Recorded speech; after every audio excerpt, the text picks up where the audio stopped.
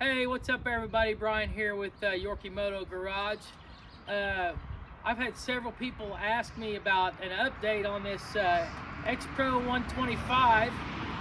Sorry I haven't been updating this, but we've been really busy at work. I've been building bikes, a lot of stuff going on, but we have been riding this a little bit. I think Devin's put about, looks like about 13 miles on it.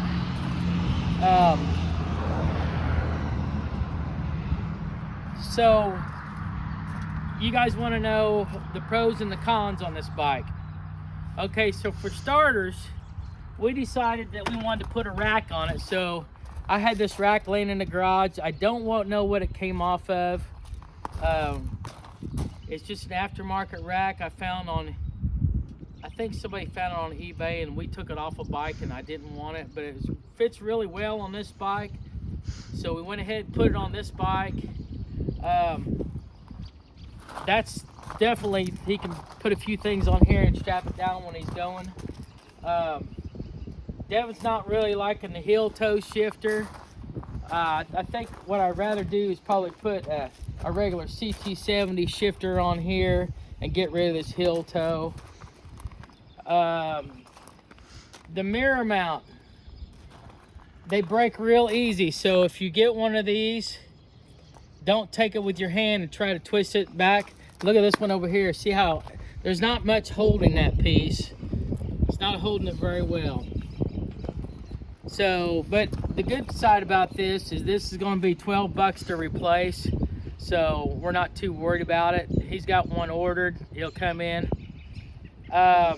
When you go to put this together, make sure every nut and bolt on this is tightened. We haven't had any come loose, but we went through and we tightened everything on the bike. So he went ahead and put him a cell phone mount on here. The couple of screws were really hard to get in on the fender right here, just because they the holes weren't tapped very good. So before you put the fender on, you might want to re-tap those holes or any other holes that you're putting back together so it'll fit a little better. Other than that, the bike runs good, it idles good. I'll tell you another thing we did add also was we added a wire over here for the charging, to charge the battery like in the winter time. So now we can just kind of plug it in and keep it charged in the winter time. Don't have to worry about the battery going bad. Other than that, everything else is pretty good. I think it starts pretty well.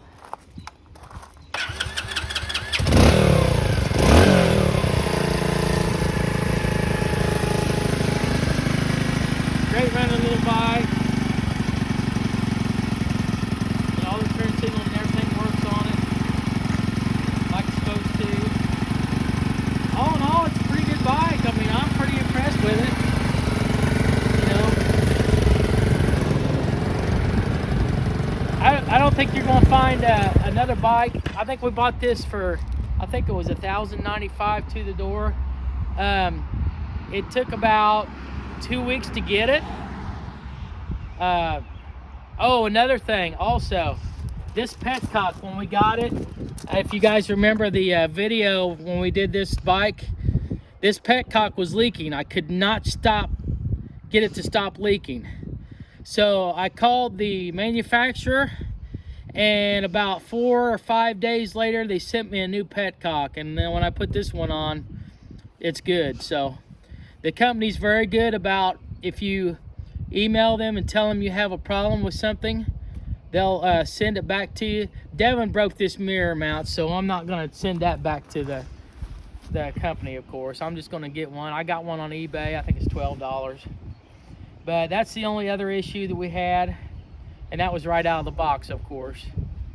But anyways, I just wanted to get on here. Everybody was asking me about the update on it. Devin just took it for a ride. He's super excited about it.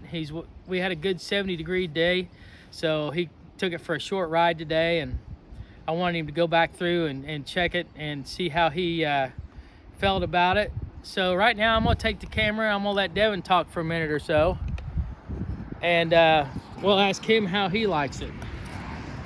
So what do you think, Devin? I think all in all, this bike is pretty nice. I mean, I've driven it, and besides the mirror breaking off, it's not really a bad bike.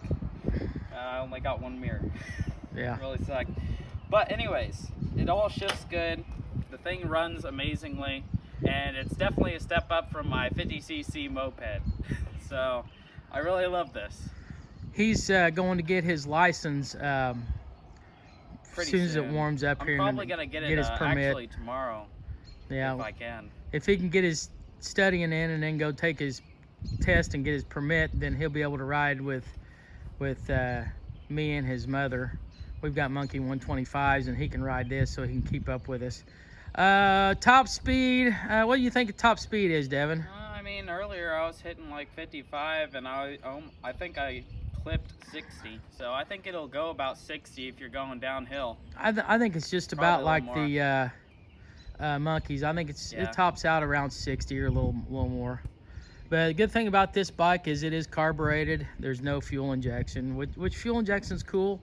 My bikes are fuel injected, but this one here is old school. It's got the old school look. What I do like about it is it has the underswept muffler. It's away from your leg. See, your leg's up here, so the muffler's way down here below. You're not going to get burn on it. It's down in an area where it's not going to get a lot of traffic heat. So all in all, I think it's a pretty good bike. Pretty sweet for the price, $1,095 shipped to your door. I can't complain. Anyway, we're gonna get off here, and thanks for tuning in to Yorkie Moto Garage, and I'll see if I can come up with a few more videos here pretty soon. Y'all have a safe weekend, and God bless. See ya.